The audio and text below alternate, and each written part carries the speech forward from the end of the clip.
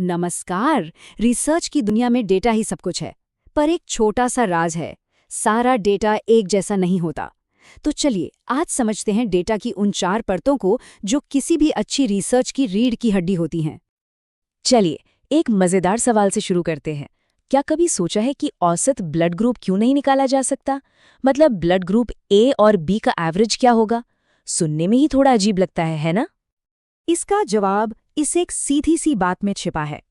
Research में हर data बराबर नहीं होता और यहीं से हमारी डेटा की सीढ़ी की कहानी शुरू होती है। एक ऐसा फ्रेमवर्क जो हमें डेटा के 4 अलग-अलग लेवल समझने में मदद करेगा। तो तैयार हैं इस सीढ़ी पर चढ़ने के लिए? हमारा पहला पायदान है द क्लासिफायर, जिसे हम कहते हैं नॉमिनल डेटा। ये सबसे बेसिक, सबसे बुनियादी लेवल है। तो ये नॉमिनल डेटा आखिर है क्या? देखिए, आसान भाषा में ये सिर्फ नाम या लेबल हैं। इनका काम चीज़ों को अलग अलग ग्रुप्स में बांटना है। और सबसे ज़रूरी बात यह है कि इन ग्रुप्स का कोई ऑर्डर नहीं होता, कोई ऊपर या नीचे नहीं होता। इसके उदाहरण देखते हैं, जैसे मरीज का लिंग पुरुष या महिला, या फिर blood group A B O. यहाँ तक कि आयुर्वेद में प्रकृति के प्रकार वात, पित्त, कफ, इन सब में कोई भी कैटेगरी दूसरे से बेहतर या कम नहीं है, वो बस अलग हैं। तो इस डेटा के साथ हम क्या कर सकते हैं?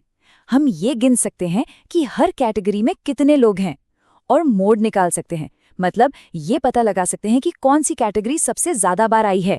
पर हाँ, इनका कोई मीनिंगफुल एवरेज नहीं निकाला जा सकता। और यही हमारे पहले सवाल का जवाब है।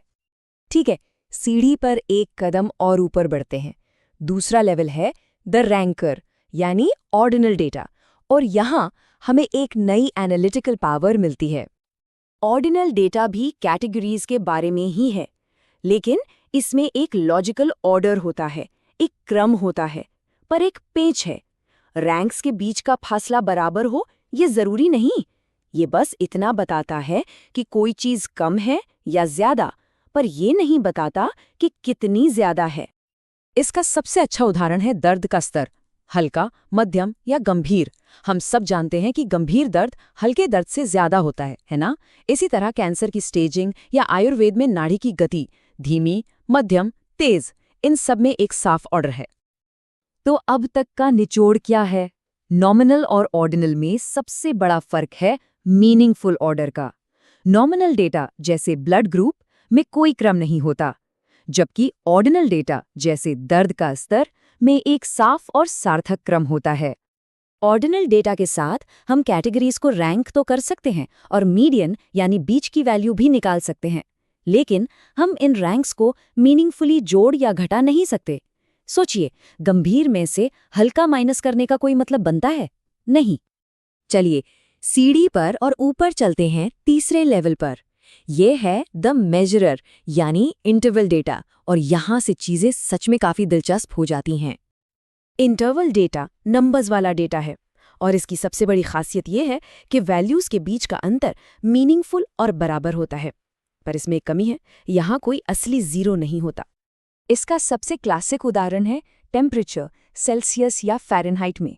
देखिए, 20 और 30 डिग्री के बीच का अंतर भी 10 डिग्री है और 40 और 50 डिग्री के बीच का अंतर भी 10 डिग्री है। ये इंटरवल बराबर हैं। कैलेंडर ईयर या IQ स्कोर भी इसके अच्छे उदाहरण हैं। तो ऑर्डिनल और इंटरवल में असली फर्क क्या है? बस एक चीज का, इक्वल स्पेसिंग।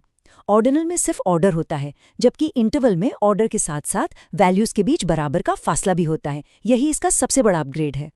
पर इंटरवल डेटा की एक लिमिटेशन है। यहाँ 0 का मतलब कुछ नहीं होता। 0 बस एक पॉइंट है। जैसे 0 डिग्री सेल्सियस का मतलब तापमान का न होना नहीं है। ये तो बस वो पॉइंट है जहाँ पानी जमता है। इसी वजह से हम यहाँ अनुपात या रेशियो की बात नहीं कर सकते। और अब हम पहुंच गए हैं डेटा की सीढ़ी के सबसे ऊंचे पायदान पर। चौथा और सबसे पावरफुल लेवल, द अल्टीमेट, यानी रेशियो डेटा। रेशियो डेटा में इंटरवल डेटा की सारी खूबियां तो हैं ही, पर इसके पास एक असली सुपर पावर है और वो है ट्रू जीरो, यानी सच्चा शून्य। यहाँ 0 का मतलब है उस चीज का सच में न होना, उसकी पूरी तरह से अनुपस्थिति। इस ट्रू जीरो की ताकत को एक उदाहरण से समझते हैं। हम ये नहीं कह सकते कि 40 डिग्री सेल्सियस 20 डिग्री सेल्सियस से 2 गुना गर्म है, लेकिन हम ये जरूर कह सकते हैं कि 120 किलो वजन 60 किलो से 2 गुना भारी है।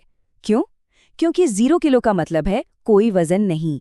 यही ट्रू ज़ीरो हमें गुणा और भाग करने की असली आज़ादी देता है। रेशियो डेटा के उदाहरण हमें हर रिसर्च में मिल जाते हैं। लंबाई, वजन, ब्लड प्रेशर, उम्र, किसी दवा की डोज, ये सब बहुत पावरफुल है क्योंकि इन पर हर तरह के गणितीय ऑपरेशन किए जा सकते हैं। एक और दिलचस्प बात, केल्विन में मापा गया तापमान भी रेशियो डेटा है, क्योंकि 0 केल्विन का मतलब है कोई थर्मल एनर्जी नहीं। तो हमने डेटा की सीढ़ी के चारों लेवल तो देख लिए, लेकिन सवाल ये है कि ये सब जानना इतना ज़रूरी क्यों है? भाई, ये बिल्कुल वैसा ही है जैसे सही काम के लिए सही औजार चुनना। ये टेबल असल में इस पूरी बातचीत का सार है। हर डेटा लेवल के लिए अपने खास आंकड़ों के टेस्ट और मेजर्स बने हैं। आप किसी भी लेवल पर कोई भी टूल इस्तेमाल नहीं कर सकते। जैसे नॉमिनल डेटा पर टी टेस्ट नहीं लगाया जा सकता, या रेशियो डेटा के लिए सिर्फ मोड निकालना काफ़ी नहीं है। और अगर गलत टूल इस्तेमाल किया तो नतीजा बहुत गंभीर हो सकता है। जैसा कि कहा जाता है, अपने डेटा के लिए गलत टेस्ट का इस्तेमाल करने से अमान्य निष्कर्ष निकल सकते हैं। इसका मतलब पूरी की पूरी रिसर्च गलत साबित हो सकती है, सिर्फ इसलिए कि डेटा के सही लेवल को नहीं समझा गया। तो अगली बार जब भी कोई आंकड़ा सामने आए, चाहे किसी न्यूज़ में या रिसर्च पेपर में, तो एक सवाल ज़रूर पूछिएगा, ये किस तरह का डेटा है? यकीन मानिए कि एक छोटा सा सवाल आंकड़ों को देखने का पूरा नज़रिया बदल सकता है।